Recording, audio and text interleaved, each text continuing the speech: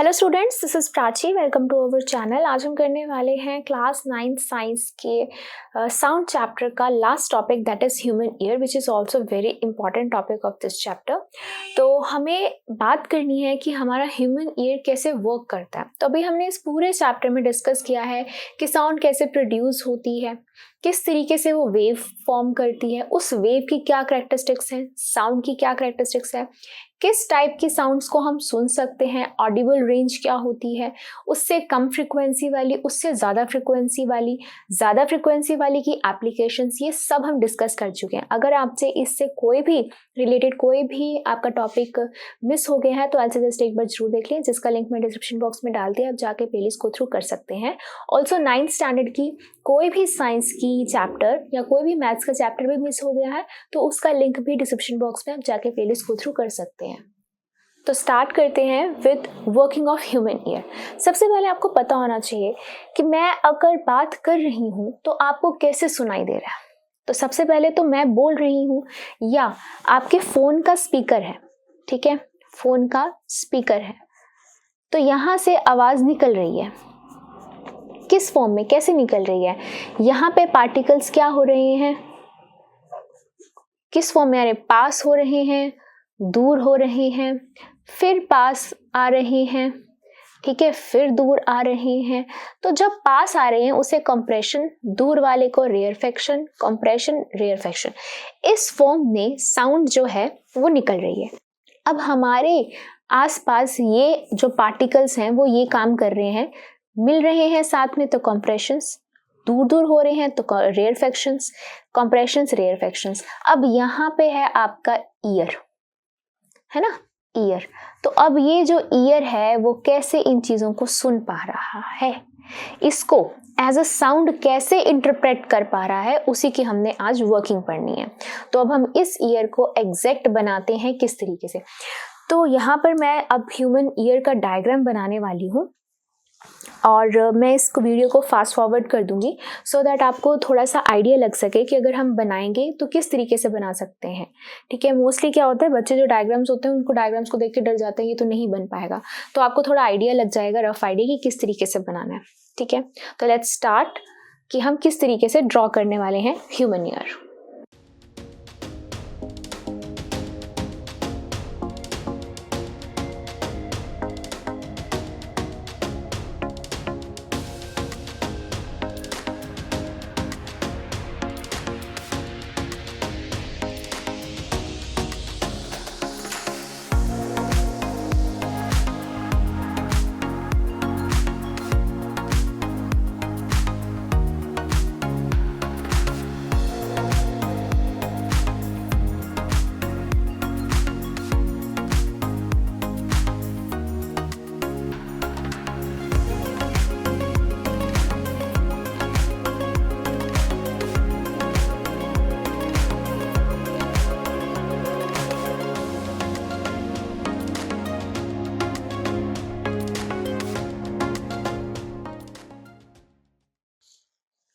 तो इस तरीके से हमने एक ईयर ड्रॉ किया है। अब इस ईयर में क्या हो रहा है एक्चुअली, जैसे ही कंप्रेशंस, रेयरफेक्शंस, कंप्रेशन, रेयरफेक्शंस आ रही हैं तो ये जा रही हैं पूरी की पूरी कलेक्ट होकर इस पोर्शन में। दिस पोर्शन इज कॉल्ड पिना, दिस पोर्शन इज कॉल्ड पिना, ठीक है।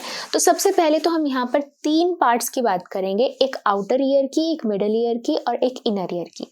तो यहाँ तक, इस ग्रीन पोर्शन तक, यहाँ तक आपका प्रेजेंट होता है आउटर ईयर, आउटर ईयर यानी कि पिना। और दिस ग्रीन पार्ट, वैसे ये ग्रीन नहीं है एक्चुअल में, इस ग्रीन पार्ट को हम बोलते हैं ईयर ड्रम या टिम्पैनिक मेम्ब्रेन, ईयर ड्रम या फिर टिम्पैनिक मेम्ब्रेन, ठीक है।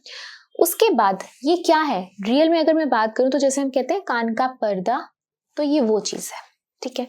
तो क्या हो रहा है यहाँ पर एक्चुअल में, सबसे पहले ये जो कंप्रेशंस, रेयरफेक्शंस के जो पार्टिकल्स हैं वो आगे पीछे कंप्रेस, रेयरफेक्शन करते करते यहाँ तक आए और ये पार्टिकल यहाँ से इस तरीके से अंदर की तरफ गए। यहाँ पे अंदर पे जाने की तरफ क्या हुआ, जब कंप्रेशन हुई, ठीक है, यानी कि यहाँ पे प्रेशर ज्यादा हुआ तो जो ईयर ड्रम था वो अंदर की तरफ फोल्ड हो गया, अंदर की तरफ, इनवर्ड की तरफ मूव कर गया। जैसे यहाँ पे रेयरफेक्शन हुई यानी कि यहाँ पे प्रेशर कम हुआ तो क्या हुआ, ये जो ईयर ड्रम था ये इधर की तरफ आउटवर्ड की तरफ आ गया। ठीक है, तो ऐसे ही जैसे ही कंप्रेशन आती है इनवर्ड मूव कर जाता, रेयरफेक्शन आती है बाहर की तरफ मूव कर जाता।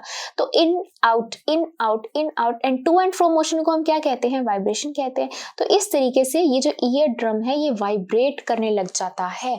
जब कभी भी आप कोई भी साउंड सुनते हो वो उस टाइम पे जब एयर के पार्टिकल्स कंप्रेशन रेयरफेक्शन करते करते यहाँ तक पहुंचते हैं, तब कंप्रेशन के टाइम पर ये इनवर्ड, रेयरफेक्शन के टाइम पर आउटवर्ड, इन आउट इस तरीके से ये वाइब्रेट करने लग जाता है। तो पिना जो कलेक्ट करता है साउंड को, ईयर ड्रम जो वाइब्रेट करता है। उसके बाद हम पहुंचते हैं इनर ईयर की तरफ।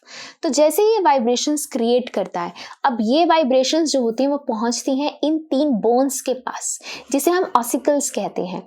अब इन ऑसिकल्स का डिफरेंट नाम भी है। दिस इज, यहाँ से हम लिख देते हैं, यहाँ से लेकर ये जो पिंक में मैंने 3 दिखाई हुई हैं, दीज 3 जो हैं ये 3 बोन्स हैं और इनको हम बोलते हैं, ये पार्ट है किसका, मिडल ईयर का। तो ये पहली हो गई हैमर, ठीक है, हैमर। दिस इज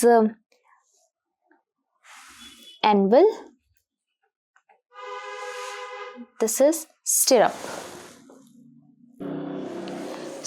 तो हमने 3 बोन्स जिसे हम ऑसिकल्स कहते हैं उसको हमने डाला है मिडल ईयर के अंदर, और ये क्या है, हैमर है, एनविल है, स्टिरअप है। अब ये 3 जो बोन्स हैं ये एक्चुअल में क्या काम कर रही हैं, ये तीनों के तीनों बोन्स ना जो ये वाइब्रेशंस क्रिएट हो रही हैं। अब हमें पता है जब वाइब्रेशंस क्रिएट होती हैं तो वहाँ पे वेव्स क्रिएट होती हैं।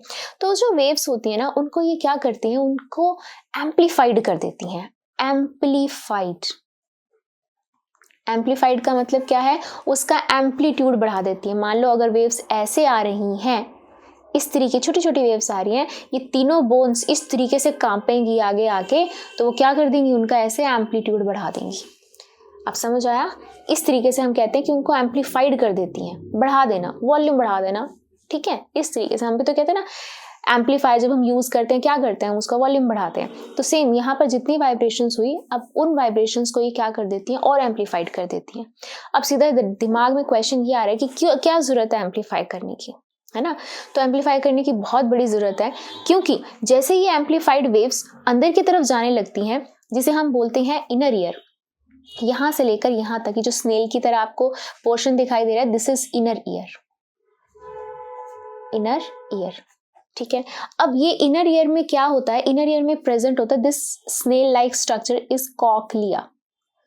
COCHLEA,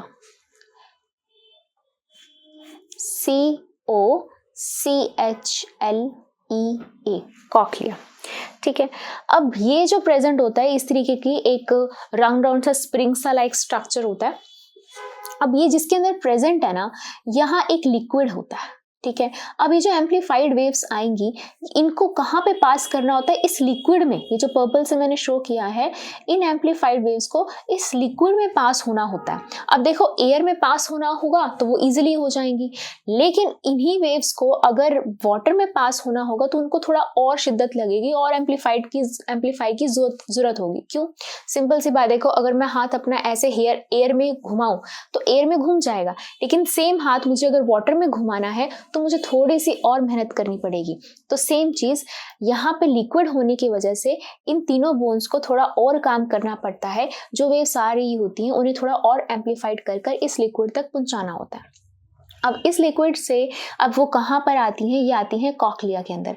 अब कॉक्लिया में कुछ स्पेशल टाइप के सेल्स होते हैं, जिससे क्या होता है, ये जो वेव्स आ रही होती हैं उनको वो कन्वर्ट कर देता है इलेक्ट्रिकल सिग्नल्स में। इलेक्ट्रिकल सिग्नल्स में कन्वर्ट करने के बाद वो भेज देता है इस ऑडिटरी नर्व में। ऑडिटरी नर्व का मतलब क्या होता है, सुनने वाली नर्व। ठीक है, इस ऑडिटरी नर्व। ठीक है, तो यहाँ से इस कॉक्लिया के पास कुछ स्पेशल टाइप के सेल्स, जिससे उन वेव्स को जो इस वाटर से आ रही हैं उन वेव्स को कन्वर्ट कर देता है इलेक्ट्रिकल सिग्नल में। अब उस सिग्नल से क्या होता है, वो ऑडिटरी नर्व में भेजते हैं। ऑडिटरी नर्व जो होती है वो आगे भेज देती है ब्रेन को। Now brain interpret these electrical signals as sound, as sound. तो क्या हुआ है, एक तरीके से आप ये कह सकते हो कि जो प्रेशर वेरिएशंस आ रही थी, कंप्रेशन रेयरफेक्शन, कंप्रेशन में ज़्यादा प्रेशर, रेयरफेक्शन में कम प्रेशर, ये जो प्रेशर वेरिएशंस आ रही थी, ये लास्ट में किस में कन्वर्ट हो गई हैं, इलेक्ट्रिकल सिग्नल्स में कन्वर्ट होती होती किस में कन्वर्ट हो गई हैं, एज साउंड कन्वर्ट हो गई हैं। तो इस पूरी जर्नी में किसने काम किया है, ईयर ने। तो ईयर की क्या डेफिनेशन बनेगी, लेट अस डिस्कस।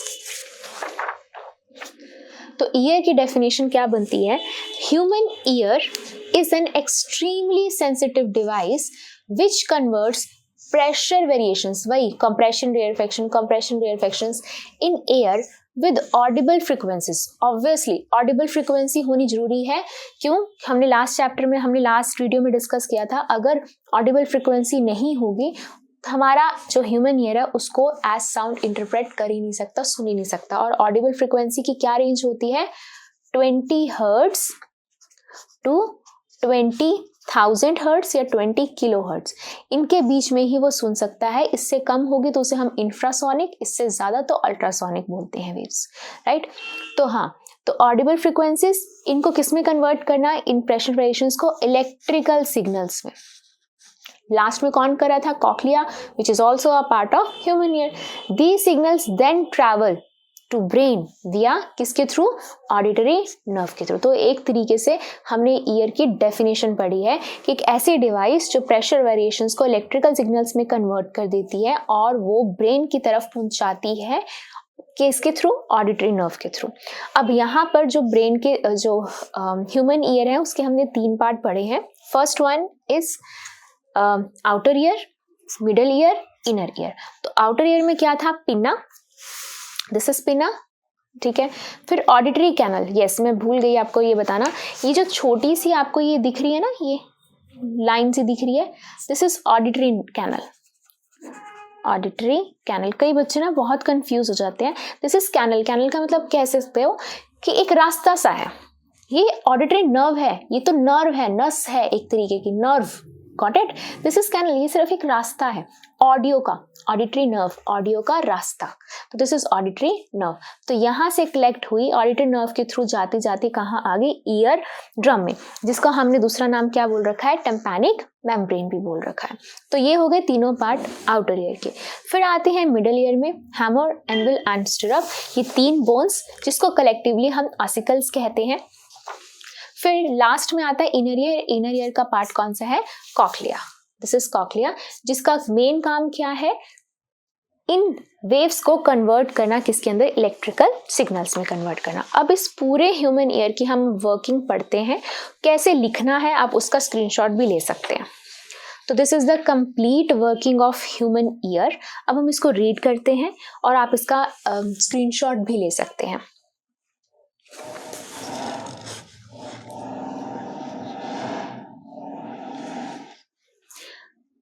तो आई होप आपने स्क्रीनशॉट ले लिया होगा। तो अब डिस्कस करते हैं इसके बारे में।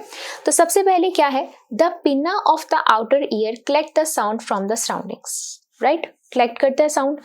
कलेक्टेड साउंड को हम ऑडिटरी कैनल, वही जो मेरे को, जैसे मैंने गलती से बोल दिया, याद रखना कि ऑडिटरी कैनल क्या है, कैनल इज जस्ट एक रास्ता, ठीक है, ओके। तो वो कलेक्टेड साउंड जो है ऑडिटरी कैनल के थ्रू होती होती कहाँ पहुँचती है, ईयर ड्रम में। ईयर ड्रम दूसरा नाम टिम्पैनिक मेम्ब्रेन, और हमारी लैंग्वेज में कान का पर्दा।